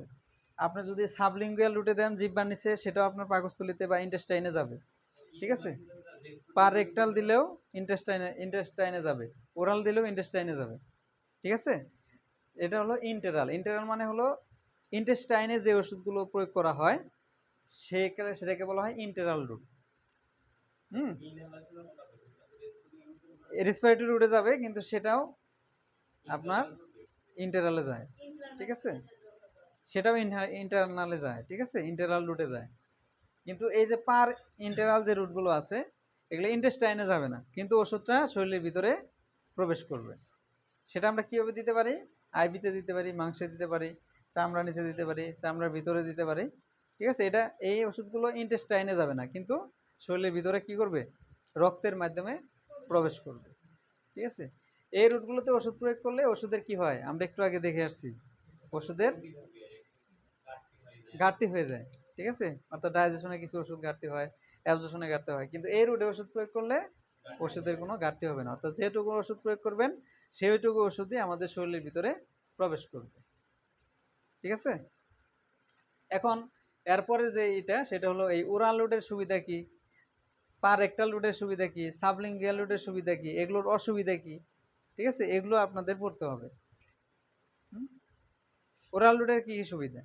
ওরাল রুটের যে সুবিধাগুলো আছে সেই এক নম্বর সুবিধা হলো এই ওষুধগুলো নিজে নিজে খাওয়া যায়, ঠিক আছে। 2 নম্বর সুবিধা হলো এই ওষুধগুলোর দাম সস্তা। একটা ইঞ্জেকশন কিনতে যান 200-250 টাকা দাম, ঠিক আছে, কিন্তু একটা ট্যাবলেট কিনতে গেলে 10 টাকা, 5-15 টাকা, 20 টাকা এরকম, তাই না? ইঞ্জেকশনে পাওয়া যায়, ঠিক আছে, কিন্তু ইঞ্জেকশনের দাম বেশি, এটার দাম কম। এটা নিজে নিজে খাওয়া যায়, ইঞ্জেকশন নিজে নিজে দেওয়া যায় না, ঠিক আছে। মানে হলো সমস্যাগুলো এগুলো। হ্যাঁ, এই ওরাল রুটের ওষুধ প্রয়োগ করলে ওষুধের পার্শ্ব প্রতিক্রিয়া কম হয়, কিন্তু ইন্টারভেনাস রুটের ওষুধ প্রয়োগ করলে এর পার্শ্ব প্রতিক্রিয়াটা অনেক বেশি থাকে, বেশি হয়, ঠিক আছে। এই ওরাল রুটের সুবিধাগুলো এগুলো, ঠিক আছে। আর বিশেষ করে ওরাল রুটের অসুবিধাগুলো হচ্ছে আপনার যাদের বমি হয়, ডায়রিয়া হয়, তাদেরকে এই ওষুধগুলো এই রুটে দেওয়া যায় না, ঠিক আছে। বমি হলে বমি হচ্ছে এই অবস্থায় যদি মুখে ওষুধ খান, কারণ তাহলে এই ওষুধটা কী হবে, স্টমাক থেকে আবার বের হয়ে চলে আসবে। তাহলে বমির সময় বা ডায়রিয়ার সময় এই রুটের ওষুধ প্রয়োগ করা যাবে না, আমাদের এই রুটে ওষুধ প্রয়োগ করতে হবে, ঠিক আছে। আচ্ছা, তারপরে হচ্ছে পার রেক্টাল। পার রেক্টাল রুটের সুবিধা কি? পার রেক্টাল রুটের সুবিধা হলো, হ্যাঁ, এই ওষুধ পার রেক্টাল রুটে ওষুধটা এটাও কাজ করে, কিন্তু এটাও কাজ করতেও 10-15 মিনিট সময় লাগবে। কিন্তু এই ওষুধটা আপনার যাদের মুখ দিয়ে বমি হচ্ছে তাদের ওরাল রুট বন্ধ করে আমরা পার রেক্টাল রুটে এটা দিতে পারি, ঠিক আছে। এটা অসুবিধা হলো এই রুটটা অনেকে স্বাচ্ছন্দ্য বোধ করে না, এটা একটা অসুবিধা, ঠিক আছে। আর এই রুটের সব ওষুধই এই পার রেক্টাল রুটে দেওয়া যায় না, ঠিক আছে। কিছু কিছু অ্যান্টিবায়োটিক আছে এগুলো যাবে না পার রেক্টাল রুটে, কিছু কিছু জিনিস দেওয়া যাবে, বমির ওষুধ দেওয়া যাবে, ব্যথার ওষুধ দেওয়া যাবে পার রেক্টাল রুটে, ঠিক আছে। মানে সব ওষুধই এই পার রেক্টাল রুটে দেওয়া যায় না, ঠিক আছে। আবার সাবলিঙ্গুয়াল রুট, ঠিক আছে, এটা হলো জিহ্বার নিচে, ঠিক আছে। এটার সুবিধা হলো এই জিহ্বার নিচে ওষুধটা দিলে, যেমন জিটিএন স্প্রে, এটা যদি দেওয়া হয় বা ট্যাবলেট দেওয়া হয়, এটা দ্রুত কাজ করে এবং দ্রুত কাজ করে হাড়ের ব্যথাটা কমায় নিয়ে আসে। কিন্তু এটা দিলে আপনার দেখা যায় যে এই আপনার অনেক সময় আনকনসিয়াস রোগী, ঠিক আছে, যারা অজ্ঞান হয়ে গেছে তাদের কিন্তু এই রুটে ওষুধ দেওয়া যাবে না।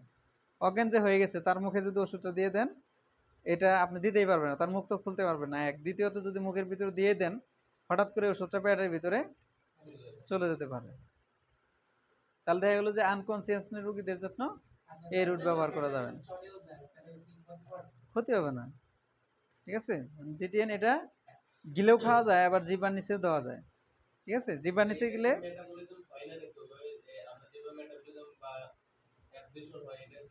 মানে জিটিএন যদি আপনার ওরালি খাওয়ান, ওরালি খেলে এটা 1% এই বডিতে কাজ করে, 1%, আর বাকি সবই এটা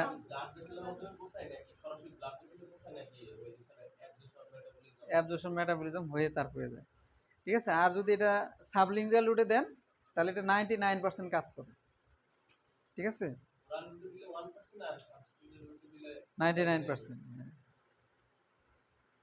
ঠিক আছে। মানে 99% ওষুধ এই ওরাল রুটে গেলে কি হয়ে যায়, কারণ জিহ্বার নিচে দিছেন ওষুধটা সে খেয়ে ফেলছে, তাহলে তার 1% কাজ করবে, বাকি 99% নষ্ট হয়ে যাবে।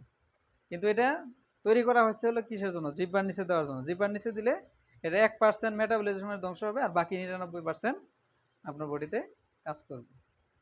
মানে এই আইভি রুটের সুবিধা কি, ঠিক আছে। আইভি রুটের যে সুবিধাগুলো আছে আমি বই দেবো আপনাদের, ঠিক আছে। এই প্রশ্নগুলো আপনাদের আসবে, এই যে ওরাল রুটের সুবিধা অসুবিধাগুলো কি, পার রেক্টাল রুটের সুবিধা অসুবিধাগুলো কি, এগুলো আপনারা মুখস্থ করবেন, ঠিক আছে। মানে বেসিক কিছু জিনিস আমি এখানে বলে দিচ্ছি আপনাদের। আইভি রুটের সুবিধা হলো আনকনসিয়াসনেস পেশেন্ট, ইমার্জেন্সি পেশেন্ট, তাদের জন্য এই ওষুধগুলো দেওয়া হয়ে থাকে, দ্রুত কাজ করে।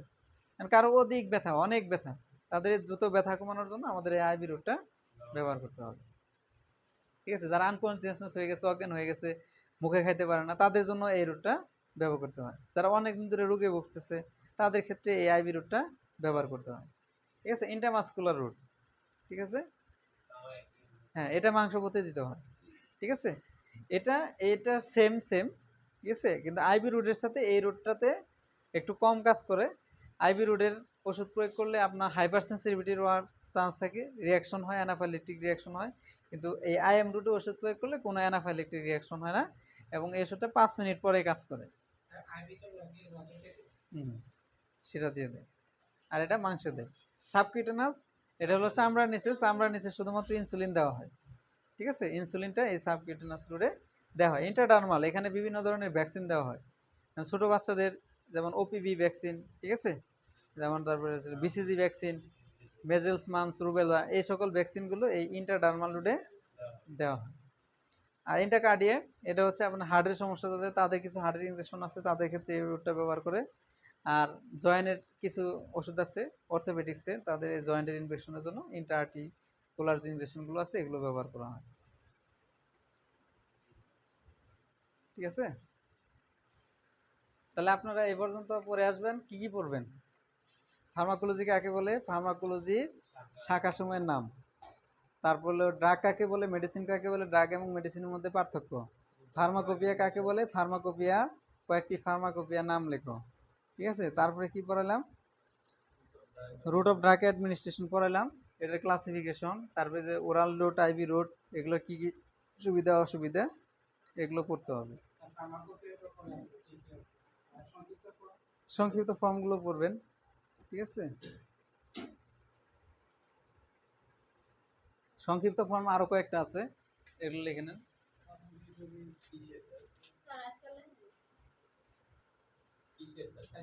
ওই যে সংক্ষিপ্ত ফর্ম, কিসের ওই যে স্যার রোগের বা বিভিন্ন ইয়ের নাম প্রেসক্রিপশনের সঙ্গে হ্যাঁ ওই বইয়ে লেখা থাকবে ওই সংযুক্ত তাহলে এটা অনেকদিন দিন স্যার এখন অনেকদিন আচ্ছা, স্যার বইয়ে লেখা থাকবে। হ্যাঁ বই লেখা থাকে। এটা সামনে শুক্রবারে পাবেন ইনশাল্লাহ, ফার্মাকোলজির হ্যান্ড নোট এবং বই।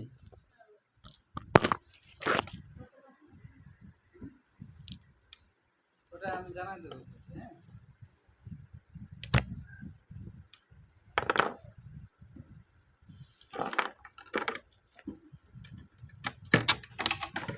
আর আপনার যারা পরীক্ষা দেন নাই, আসলে এটা প্রিপারেশন নেন। হ্যাঁ, এটা প্রিপারেশন নেন, পরীক্ষাও সিরিয়াস হবে খুব তাড়াতাড়ি। এই শুক্রবারে নিয়ে নিচ্ছে। এই শুক্রবার পরে শুক্রবারে